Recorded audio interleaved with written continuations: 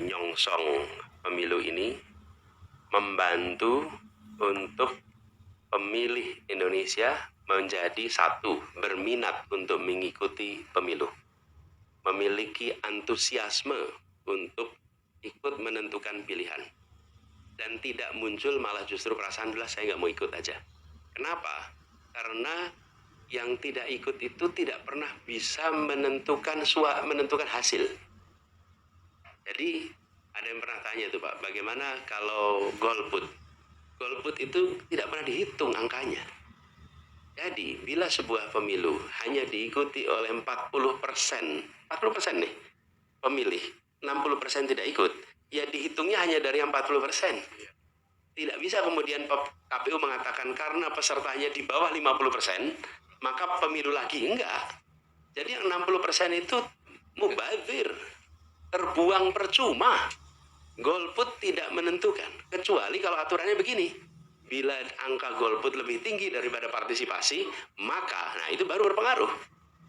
Karena itu, anjuran untuk memilih menurut saya harus dilakukan dan menentukan masa depan kita. Lalu yang kedua, mengajak untuk menjadi pemilih yang rasional. Rasional itu artinya menggunakan rasio. Rasio itu artinya perbandingan. Karenanya kalau disebut rasional, dia memperbandingkan. Mau yang diperbandingkan adalah wajahnya boleh, mau diperbandingkan rambutnya boleh, mau diperbandingkan dengan tampilannya boleh, tapi memperbandingkan. Intinya adalah perbandingan supaya, dan di situ kemudian rekam jejak, rekam karya, rekam gagasan menjadi salah satu hal yang menurut kami perlu kita dorong ke depan. Karena kami mempercayai prediktor terbaik atas masa depan adalah apa yang dikerjakan di masa lalu. Nah, kemudian yang berikutnya kami ingin sampaikan pada semua komitmen pada teman-teman media bahwa di dalam kami menjalani proses pemilu ini, kampanye, dan juga bila Tuhan mentakdirkan, maka kewenangan yang digunakan adalah kewenangan yang ingin menjaga agar demokrasi kita menjadi demokrasi yang terkonsolidasi, dan salah satu pilar utamanya adalah kebebasan pers menjadi salah satu pilar utamanya. Dan ini bukan sesuatu yang kami ungkapkan hari ini saja. Saya termasuk waktu aktif di mahasiswa yang ikut terus-menerus memprotes kalau ada pemberedelan. Jadi ketika ada pemberedelan di Jakarta, kami di Jogja itu ikut protes, Jadi ini bukan sesuatu yang baru sekarang kita omongin karena kita sedang berada dalam posisi pencalonan, bukan. Ini adalah value yang kami yakini. Dan itu sebabnya, Bapak sekalian, yang terakhir, ketika memimpin sebuah organisasi yang besar, maka kepemimpinan itu harus memiliki nilai yang bersenyawa dengan dirinya. Kalau nilai itu tidak bersenyawa dengan dirinya, maka dia diungkapkan sebagai artikulasi kosmetik untuk kemenangan, tapi bukan sebagai nilai yang diyakini dan dijalankan. Ini saya ulang.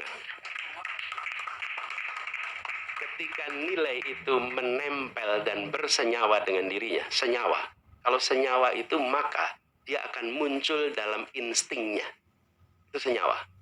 Dia akan muncul dalam ungkapan-ungkapan spontannya.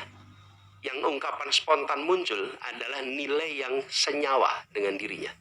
Nah, menurut saya, kita membutuhkan hari ini kepemimpinan yang memegang nilai, sehingga dia menjadi driver di dalam pengambilan keputusan, apapun keputusan yang diambil, apapun masalah yang dihadapi.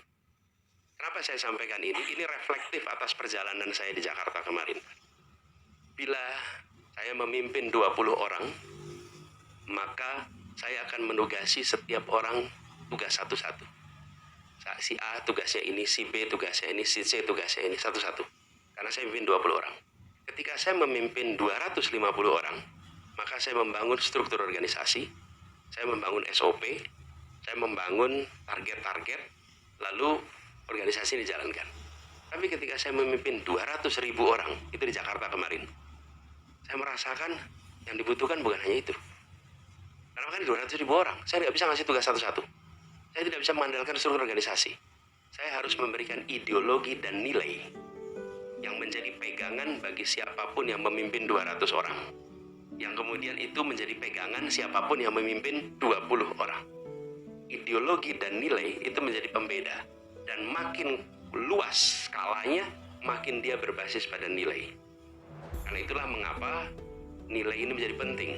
Dan menurut hemat kami, dalam sebuah demokrasi, ketika nilai-nilai dasar dalam berdemokrasi itu tidak senyawa, maka disitulah pernyataan power tend to corrupt and absolute power corrupts absolutely.